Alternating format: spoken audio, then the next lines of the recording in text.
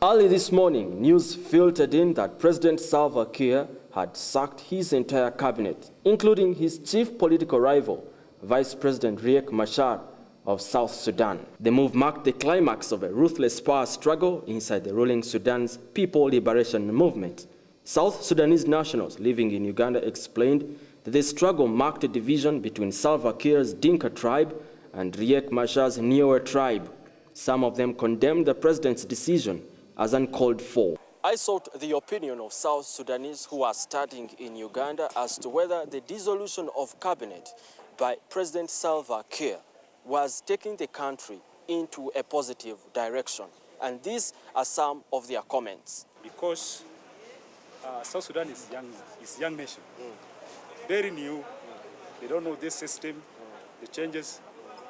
The advisor to Mr. President, I guess they would advise him very well, because in the way he can lead us to 2015. Because imagine now we have only 2 years to elect. These nationals accuse President Kiir of having hidden motive of getting rid of his Vice President Riek Machar, who belongs to the Niue tribe, the second largest in South Sudan. The dismissals also claimed Pagan Amum, the SPLM Secretary General, and the country's senior negotiator in crucial oil and security talks with Sudan. Like Machar, Amum has publicly criticized Kiir's leadership.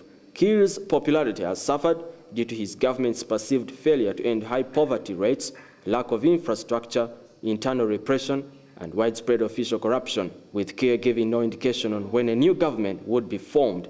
Sources in Juba suggest that the country could degenerate into strife.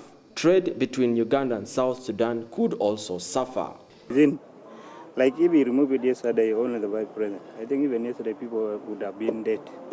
But because he wanted to cover himself, he removed dissolved all the government, the ministers and the assistant ministers. So that is for him to cover what he was trying to do. You know, for him, because he had the vice president himself say that, I'm going to contest for the president. I'm not happy at all because of caring of the country. Yeah, what has been taking place since last night and this morning.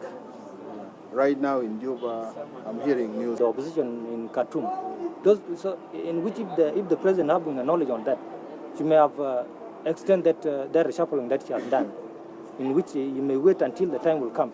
Because now if you can even see it, seen when Vice President have not yet said that I will. The UN and aid agencies last week warned that up to 120,000 people have been displaced by fighting between the army, rebels and rival tribes in eastern Jonglei state. South Sudan is also embroiled in several border disputes with Sudan and other neighbors. The students are saying the dissolution of the entire cabinet by President Salva Kiir is likely to trigger off a political storm in the country. Reporting for Channel 44 News, Edwin Homza, Kampala.